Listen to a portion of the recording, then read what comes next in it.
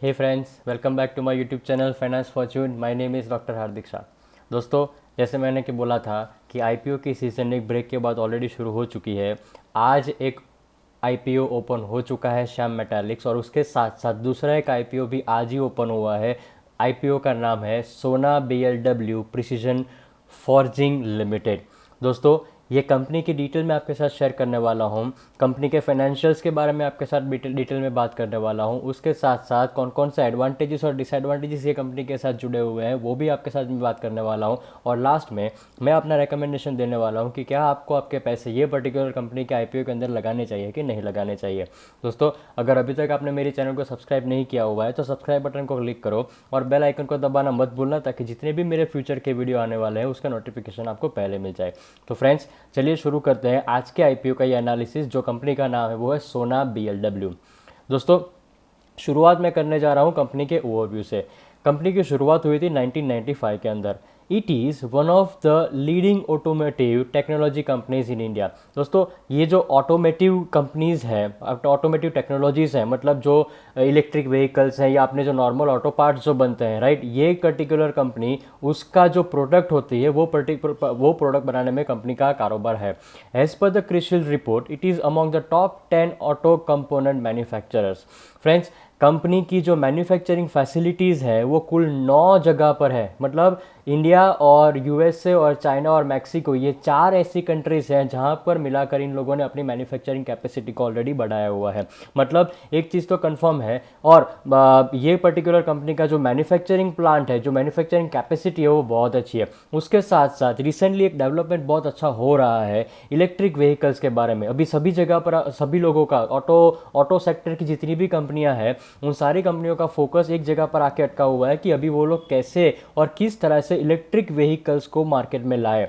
तो friends, electric vehicles के बारे में जो भी ऑटोमोटिव कंपोनेंट्स होते हैं उन सारे कंपोनेंट्स का प्रोडक्शन ये सोना बीएलडब्ल्यू करती है। फ्रेंड्स, मतलब बिजनेस को प्रॉब्लम नहीं है, कोई प्रॉब्लम नहीं होगा बिजनेस को, क्योंकि फ्यूचर शायद अभी ऐसा है कि रिसेंट स्टेज पर आपको शायद उतना ये पर्टिकुलर बिजनेस को ग्रोथ देखने को ना मिले। बट फ्यूचर की अगर मैं बात करूँ तो फ्यूचर में इलेक्ट्रिक व्हीकल्स बहुत आने वाले हैं, मार्केट में उसकी डिमांड बहुत बढ़ने वाली है। कंपनी का ग्रोथ ऑलरेडी 95 से लेकर अभी तक तो कंपनी का ग्रोथ बहुत अच्छा हुआ है। बट अगर मैं फ्यूचर की भी बात करूँ तो फ्यूचर में भी ये पर्टिकुलर कंपनी का ग्रोथ अच्छा होने के चांसेस बहुत है। फ्रेंड्स, कंपनी के ओवरव्यू के बाद मैं आपके साथ बात करना चाहता हूं कंपनी के फाइनेंशियल्स के बारे में। पहले शुरुआत करते हैं रेवेन्यू। फ्रेंड्स, मार्च 2019 से लेकर 2021 तक आपको कंसिस्टेंट उनके रेवेन्यू के अंदर ग्रोथ देखने को मिल रहा है। फाइनेंशियल्स बहुत ही अच्छे हैं। रेवेन्यू और प्रॉफिट एंड लॉस अकाउंट की बात करूँ तो दोनों चीज़ों में मुझे प्रॉब्लम नहीं दिख रहा है।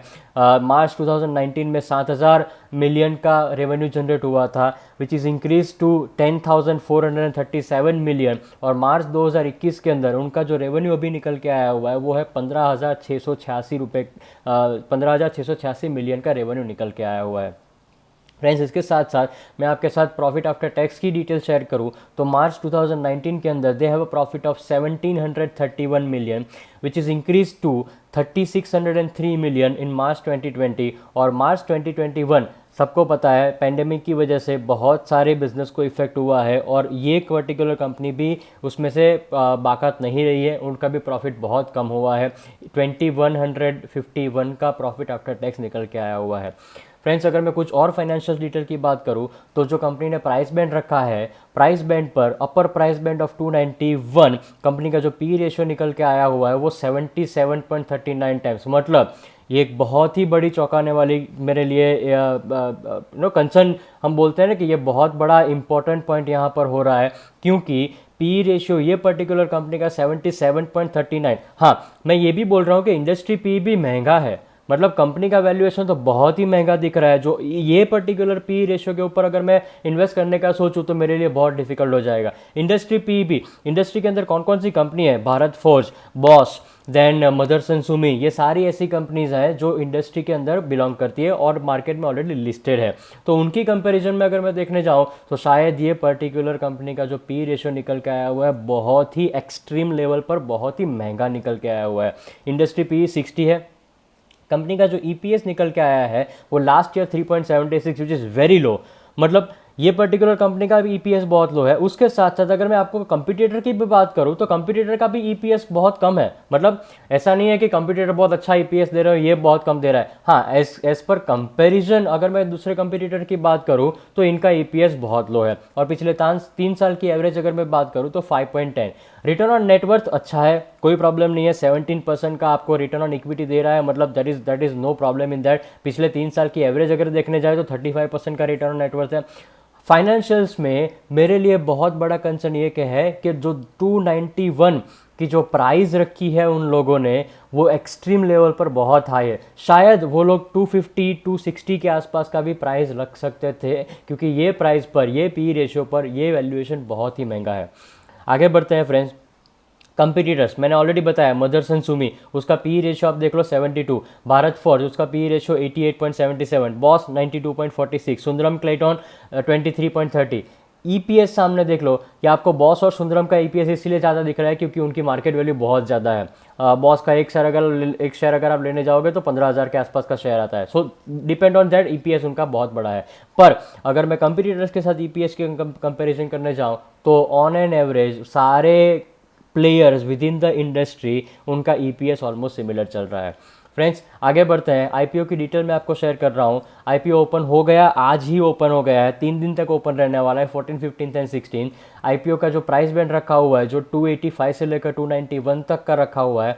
मार्केट लॉट 51 शेयर, मतलब आपको जब भी अलॉटमेंट मिलेगा तो अब आपको 51 शेयर का अलॉटमेंट मिलेगा। आप अगर अप्लाई करते हो तो आपको 291 के अपर प्राइस बैंड पर ही अप्लाई करना है ताकि आपको अलॉटमेंट के चांसेस बढ़ जाए। फ्रेंड्स एक दूसरा कंसर्न ये है कि ये इश्यू साइज 5,550 करोड़ का इश्यू साइज है, मतलब इश्यू साइज बहुत ही बड़ा है। अगर मैं श्याम मेटालिक्स की बात करूं तो उसका इश्यू साइज खाली 900 करोड़ का है। इसके सामने सोना बीएलडब्ल्यू प्रिसीजन का एक इश्यू साइज देखने जाऊँ तो 5500 करोड़ के ऊपर है। और उसमें से भी अगर मैं फ्रेश इश्यू की बात करूं तो 300 करोड़ का फ्रेश इश्यू है और कुछ 5250 करोड़ का ऑफर्स फॉर सेल, मतलब प्रमोटर्स अपना हिस्सा बेच रहे हैं, 5250 करोड़ का हिस्सा मार्केट में बेच रहे हैं।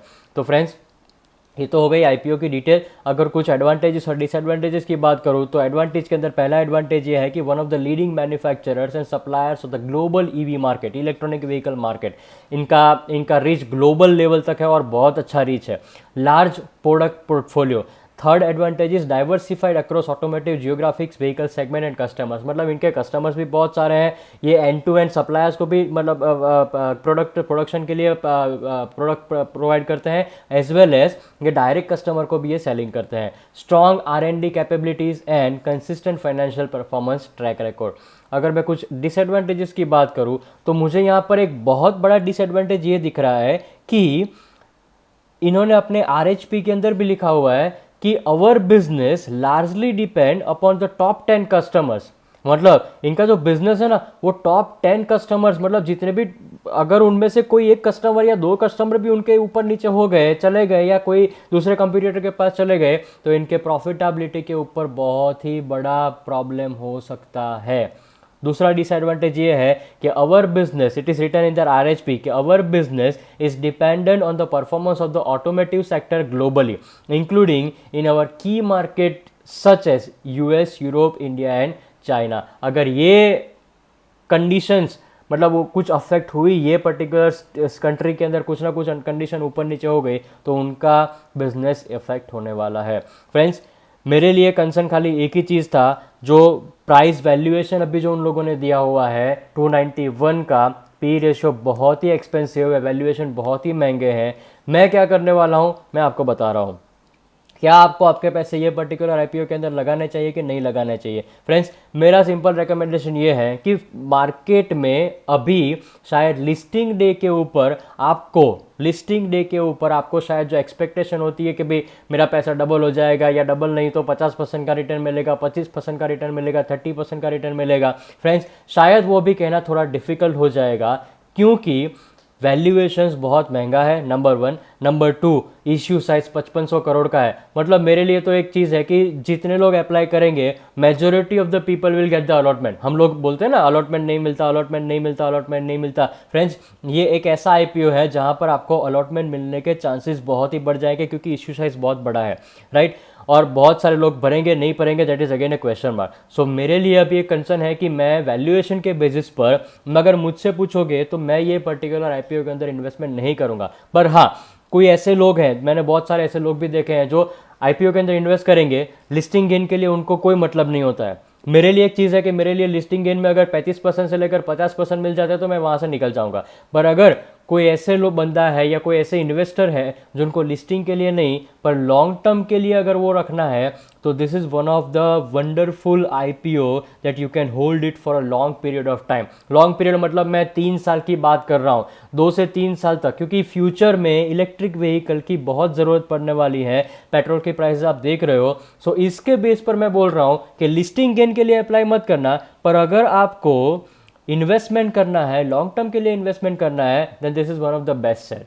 सो फ्रेंड्स, आई होप कि मैंने आपके सारे क्वेश्चंस या क्वेरीज जो भी होगी ये पर्टिकुलर आईपीओ के बारे में मैंने ऑलरेडी सॉल्व कर दी हुई है। ये पर्टिकुलर वीडियो आप अपने फ्रेंड्स के साथ भी शेयर करना, ताकि उनको भी पता चले कि आप के वो फ्रेंड्स जितने भी जहाँ पर भी ये पर्टिकुलर आईपीओ के अंदर पैसे लगाने वाले हैं, तो उनको भी ध्यान में रहे कि उनको कौन कौन सी चीज़ों को ध्यान में रखते हुए पैसे लगाने हैं। आई होप आपको ये वीडियो पसंद आया होगा, अपने फ्रेंड्स के साथ भी शेयर करना। Thank you so much friends, thank you so much.